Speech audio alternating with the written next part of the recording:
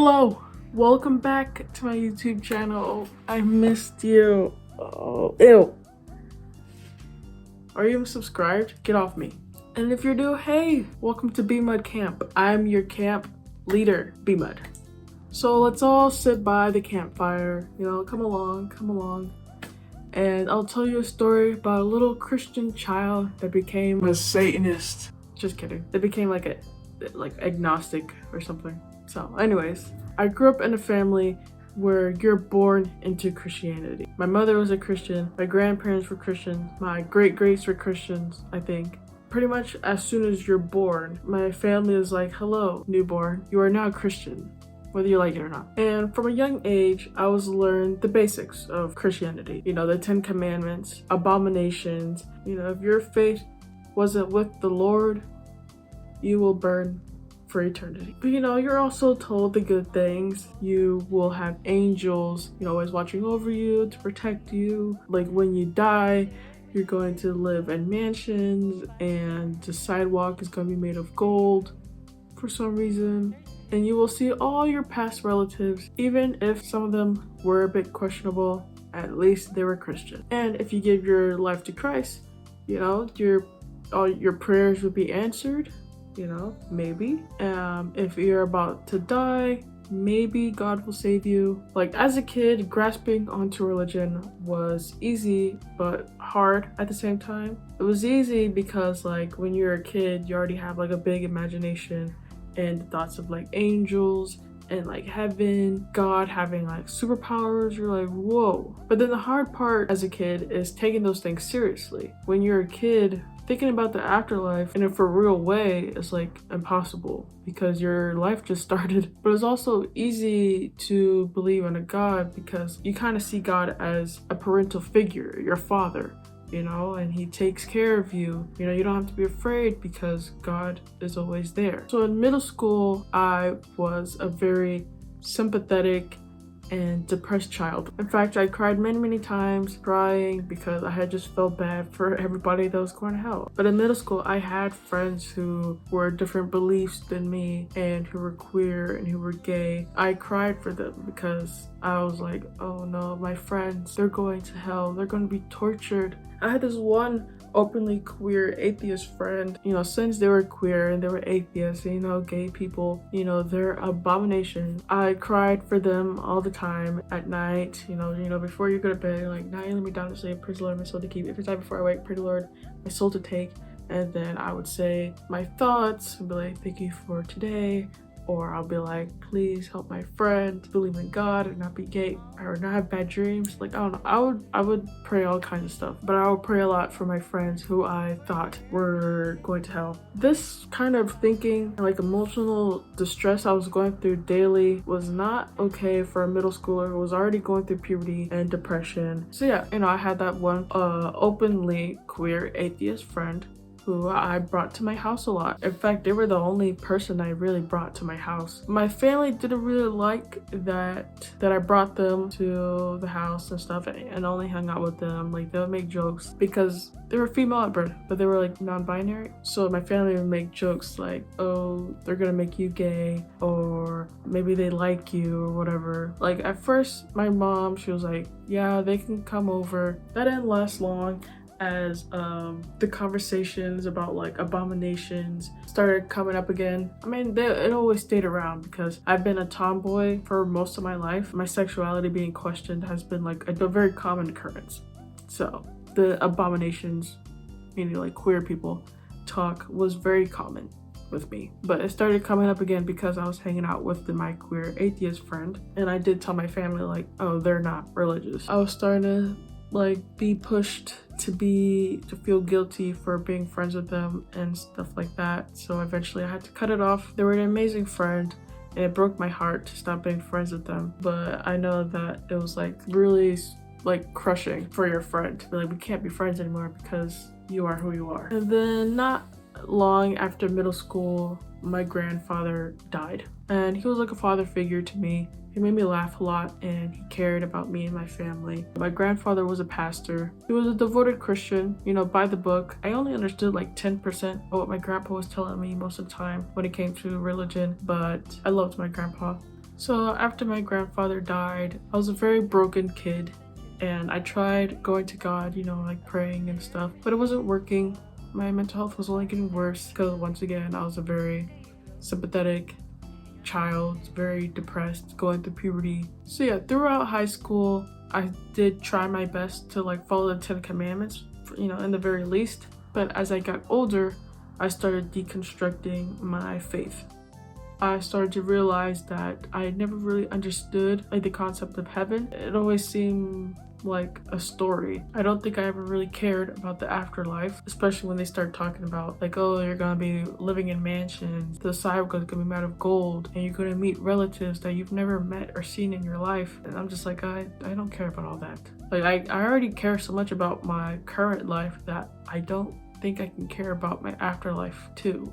And I also still was friends with a lot of people that came from all different walks of life, different beliefs, being queer, being gay. A lot of Christian people tend to only be friends with Christian people. I don't know. I just always ended up being those groups of people who were not Christian and queer. That was always the group I fit in with. But even though I had queer and gay friends, I was still pretty ignorant in how I see their life and how I see their identity. And since middle school, I knew I was asexual, but I will always say like dumb shit like, oh, I may be part of the LGBTQ, but I don't support the LGBTQ. What logic are you talking about, dumbass? You're asexual, you're automatically part of the LGBTQ, whether you like it or not, bitch. You're queer. Yeah, I graduated high school at 17 and I started college freshly 18 because my birthday is in August. And, you graduate in May, and August was also like the first month when you start the fall semester of college. I was a bit more set in stone, like, yeah, I'm asexual. And I don't think I knew what aromanticism was at the time. I just knew that I was not capable of being romantically attracted to people. I mean, even after high school, I had this one friend who was my best friend since 8th grade, and they were still like a devoted Christian. I feel like my relationship with her, they kind of kept me back, unfortunately, when it came to progressing my beliefs and stuff, because at the time, I was still homophobic and still reluctant on other people's religions and beliefs and stuff like that. 18, 19, in the midst of that, I started doing research online about the Bible and stuff because, like I said, I still had friends that were queer and gay and all that. So I had started doing some research because it was like driving me crazy. I was like, there's no way being gay is a sin because like, what are they doing wrong? The people who had that argument is like, what are gay people doing wrong? That argument started making sense to me. So I started doing some research because I wanted to learn about the Bible. The Bible's old as fuck. The part that was talking about homosexuals was actually talking about being a predator.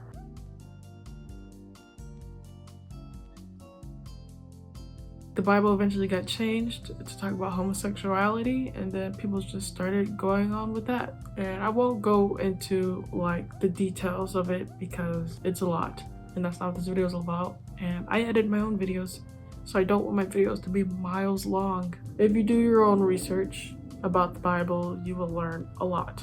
Let's just say that. And when I found out that being gay was not a sin, I was like, yay, the gays will not burn, our friends will live. And then I started seeing the Bible as more of like a story, because there will be some things that happen in the Bible. I'm like, there's no way that happened. There's no way. But a lot of Christians actually believe that the stuff in the Bible happened in real life. Like, this is the story of how the 10 Commandments was made. From what I read from the King James Bible. God struck lightning on stone and it created the 10 Commandments. And a guy saw that and he was like, whoa, I need to go show this to everybody. And Christians now are like, yeah, that totally happened in real life. I read the Bible and I read it from a story's perspective. That's it. At this point in my life, I was further deconstructing my Christian faith, starting to really reflect on how I even saw the Bible or how I saw my faith overall. I saw the Bible as a story, and I realized that the only reason I'm Christian is because my family is Christian. I was raised on my mother's side. My mother's side is, Christian. My dad's side is Catholic, but I wasn't raised by my father. I was raised by my mother. So the family I was raised in is a predominantly Black family. And I believe that a lot of Black families are even Christian because their past relatives were forced to be Christian, forced to believe that any other belief is evil. Because like barely 100 years ago, slavery was still out there. And you know, see, slavery still exists nowadays, but like I'm talking about like slavery, like the textbook, what we learned in school type of slavery. Like the Jim Crow laws officially ended 60 years ago. So people of color weren't really free to have their own beliefs and all that without being like shunned or attacked for not that long. I mean, people still get attacked and shunned, or mainly shunned, for not being Christian. That's not an accepted thing nowadays. But you know, by the time people of color was taken off the racist shackles, Christianity had already become, you know, the #1 religion in the world. And by then, a lot of beliefs and cultures has already been deemed as evil and cursed. For example, the evil eye. Christians believe it's evil because it has the word evil in it, and it's not Christian. But all that the evil eye does is that it protects you from harm, it protects you from evil. The evil eye is able to see evil. So yeah, as I deconstructed, I really began to realize that I don't care about going to heaven because I don't care about the afterlife. And I realized I wasn't afraid of God because I didn't believe in God the same way that Christian people believed in God. I also stopped caring about hell because it's hard for me to believe that there's a place that you not only do you have to be Christian, but you have to be a good Christian, like a real Christian. It's like, what the hell is that? I just feel like that's cruel. And I don't want to believe in a cruel God. By around 19 years old, I started to not just be tolerant of the LGBTQ, but also accept and support them. And supporting the LGBTQ helped me accept myself for being queer, and eventually helped me be open with my sexuality and my identity instead of being closed off because I'm afraid of being more queer than just being ace. And then it actually took me 21 years to realize that I'm gay. And to be more specific, what type of gay? Pansexual. So like the really gay one. I don't know.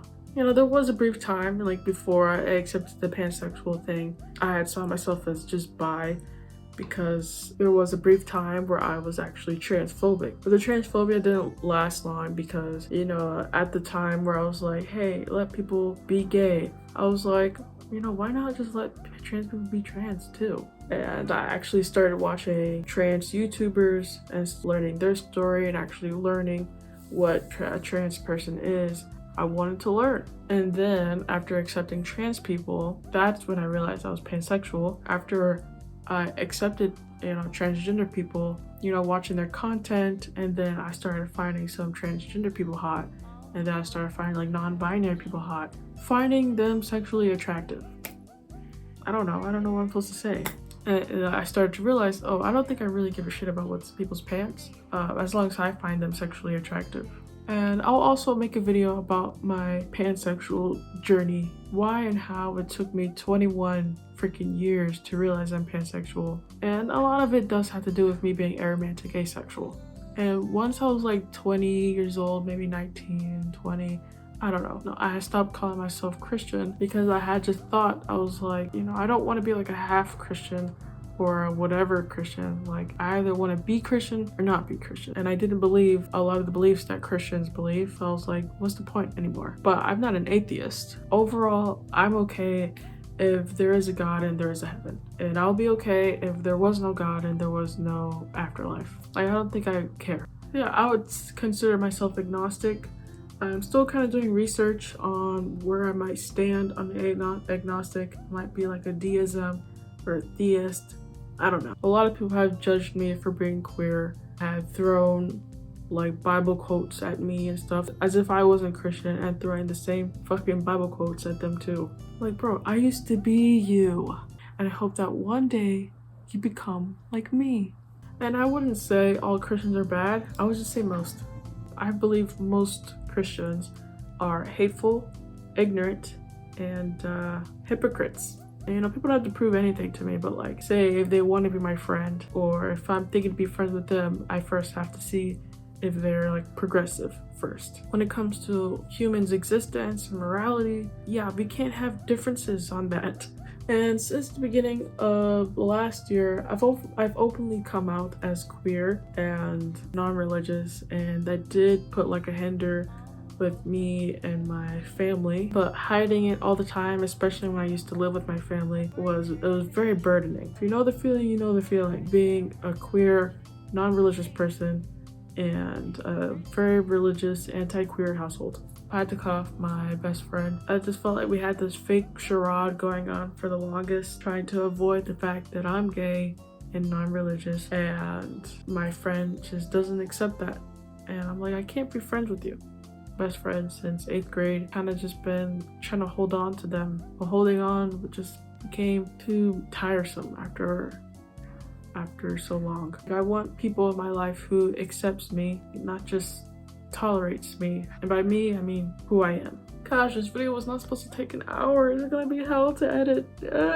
Anyways, thank you campers for listening to my story about my Christian deconstruction. But just so you know, not all Christians who deconstruct end up, the same route that I ended up on. A lot of them just become like progressive Christians because they still believe in a lot of Christian things. Religion helps a lot of people with comfort. It's just I personally don't trust religion enough to be part of one. Also want to thank everyone for getting me to 1,000 subscribers. That's amazing, but it doesn't make me happier than, seeing the comments that I get from each video. A lot of you guys are so nice.